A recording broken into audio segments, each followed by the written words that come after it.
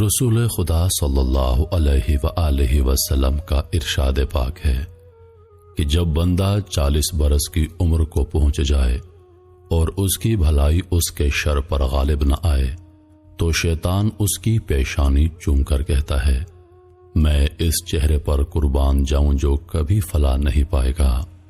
پھر اگر اللہ اس بندے پر احسان فرمائے اور وہ شخص اللہ کی بارگاہ میں توبہ کر لے اور اللہ اسے گمراہی سے بچا لے اور جہالت کی تاریکیوں سے نکال دے تو شیطان ملعون کہتا ہے، ہائے افسوس، اس نے میری آنکھیں ٹھنڈی کرنے کے لیے ساری عمر گمراہی میں گزاری۔ پھر اللہ نے اس کی توبہ کی وجہ سے اسے جہالت کے اندھیروں سے نکال دیا۔ کہتے ہیں کہ بغداد میں ایک شخص بہت بڑا عالم تھا۔ لوگ حصول علم اور اصلاح کے شوق میں اس کے پاس آتے جاتے۔ ایک مرتبہ اس نے حج بیت اللہ اور روضہ رسول صلی اللہ علیہ وآلہ وسلم کی زیارت کا ارادہ کیا تو اپنے طلباء کو بھی ساتھ چلنے پر آمادہ کر لیا اور ان سے عہد کیا کہ وہ اللہ پر توکل کرتے ہوئے چلیں گے۔ دوران سفر جب یہ لوگ ایک گرجا گھر کے قریب پہنچے تو گرمی اور پیاس کی شدت سے نڈھال ہو گئے۔ طلباء نے عرض کیا، اے ہمارے استاد گرامی، ہم دن ٹھنڈا ہونے تک اس گرجا گھر کے سائے میں آرام کر لیتے ہیں، پھر انشاءاللہ دوبارہ سفر پر روانہ ہو جائیں گے۔ استاد نے کہا، جیسے تمہاری مرضی۔ چنانچہ یہ لوگ اس گرجا گھر کی طرف چل دیے اور اس کی دیوار کے سائے میں پڑاؤ ڈال دیا۔ گرمی سے بحال لوگوں کو سایہ نصیب ہوا تو وہ جلد ہی نیند کی آغوش میں چلے گئے، مگر استاد نہ سویا۔ وہ انہیں سوتا چھوڑ کر وضو کے لیے پانی کی تلاش میں نکل پڑا۔ اس وقت اس کے ذہن میں صرف ایک ہی خیال تھا کہ کسی طرح پانی مل جائے۔ ابھی وہ گرجا گھر کے سائے میں پانی تلاش کر رہا تھا کہ اس کی نظر ایک کمسن لڑکی پر پڑی جو چمکتے ہوئے سورج کی طرح خوبصورت تھی۔ اس پر نگاہ پڑتے ہی شیطان اس استاد پر غالب آ گیا اور وہ لڑکی اس کے دل و دماغ پر چھا گئی اور وہ وضو اور پانی کو بھول کر اس کی فکر میں لگ گیا۔ اس نے آہستگی سے گرجا کا دروازہ کھٹکھٹایا تو ایک راہب باہر نکلا۔ اس نے پوچھا، تم کون ہو؟ اس نے اپنا تعارف کروایا کہ میں فلاں عالم ہوں۔ راہب نے پوچھا، اے مسلمانوں کے فقیہ، کیا چاہتے ہو؟ جواب دیا، اے راہب، مجھے گرجا کی چھت سے ابھی ایک لڑکی دکھائی دی تھی، وہ تمہاری کیا لگتی ہے؟ راہب نے کہا، وہ میری بیٹی ہے، مگر تم اس کے بارے میں کیوں پوچھ رہے ہو؟ استاذ نے کہا، میں چاہتا ہوں کہ تم اس کی میرے ساتھ شادی کر دو۔ راہب بولا کہ ہمارے دین میں ایسا کرنا جائز نہیں، اگر جائز ہوتا تو میں اس سے پوچھے بغیر اسے تمہاری زوجیت میں دے دیتا، حالانکہ میں نے اپنے آپ سے عہد کیا ہے کہ اس کی شادی اسی کی پسند سے کرواؤں گا۔ میں اسے تمہارے بارے میں بتاتا ہوں، اگر وہ تمہیں اپنے لیے پسند کر لے تو میں اسے تمہاری زوجیت میں دے دوں گا۔ استاد نے کہا، یہ تو بڑی خوشی کی بات ہے، مہربانی فرما کر اس کے پاس جائیے اور پوچھئے۔ وہ راہب اپنی بیٹی کے پاس گیا اور سارا ماجرا بیان کیا۔ ادھر یہ استاد ان کی باتیں سن رہا تھا۔ وہ لڑکی بولی، ابا جان، آپ میرا نکاح اس سے کس طرح کر سکتے ہیں؟ حالانکہ میں عیسائی ہوں اور وہ مسلمان ہے۔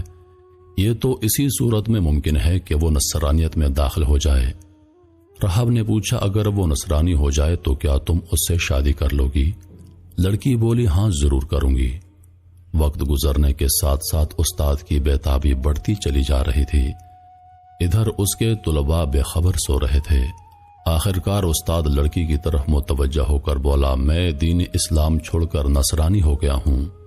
لڑکی بولی، چونکہ یہ عزت و وقار کی شادی ہے لہذا حقوق زوجیت اور مہر کی ادائیگی ضروری ہے۔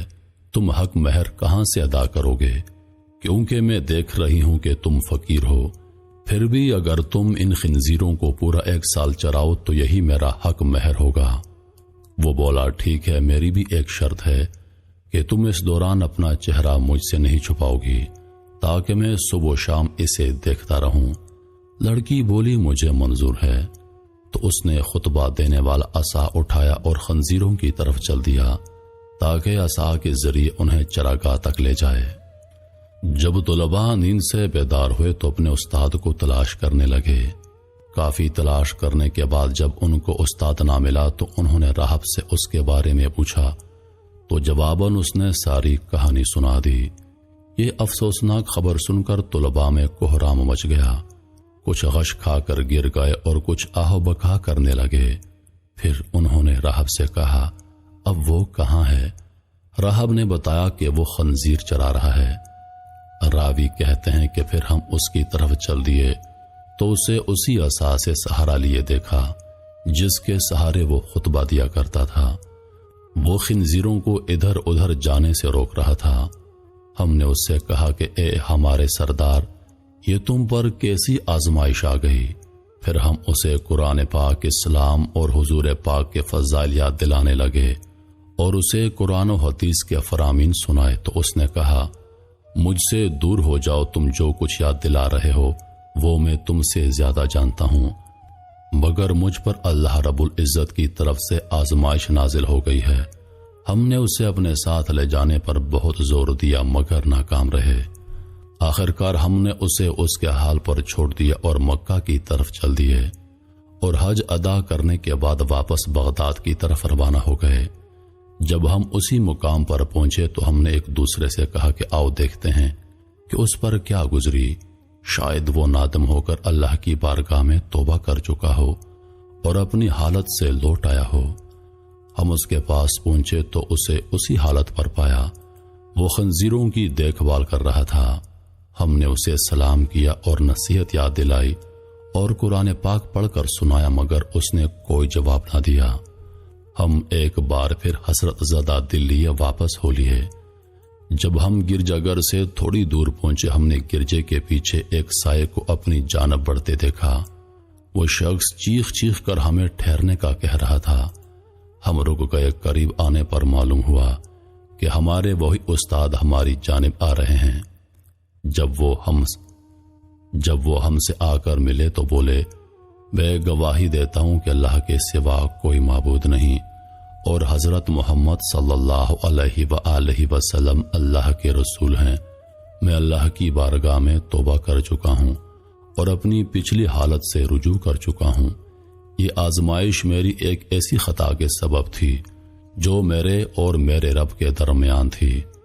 اس نے میری اس خطا کے سبب مجھ پر عذاب نازل فرمایا تھا۔ یہ آزمائش جو تم نے دیکھی وہ اسی سبب سے تھی۔ ہم اس پر بہت خوش ہوئے اور بغداد لوٹ آئے۔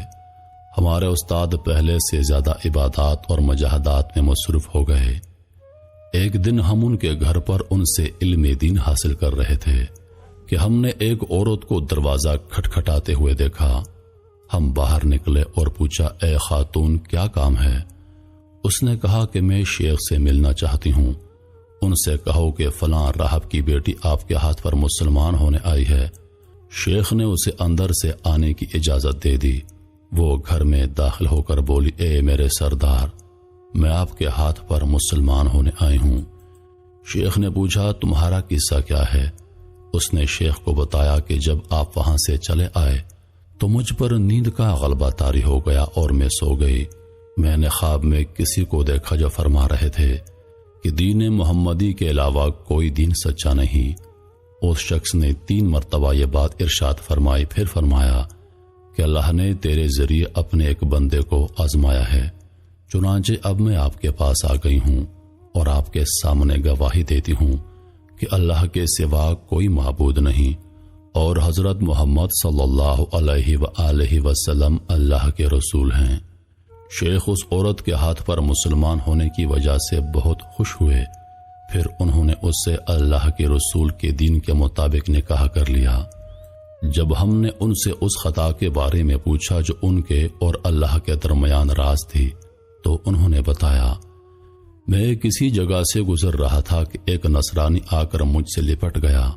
میں نے اس سے کہا کہ تجھ پر اللہ کی لعنت ہو، مجھ سے دور ہو جاؤ۔ اس نے پوچھا کیوں؟ تو میں نے کہا کہ میں تجھ سے بہتر ہوں۔ نصرانی میری طرف متوجہ ہو کر بولا کہ تمہیں کیا پتا کہ تم مجھ سے بہتر ہو؟ کیا تم جانتے ہو کہ تمہارا اللہ کے نزدیک کیا مقام ہے جو تم یہ بات کہہ رہے ہو؟ پھر مجھے بغداد میں خبر ملی کہ وہ نصرانی مسلمان ہو چکا ہے اور کامل مسلم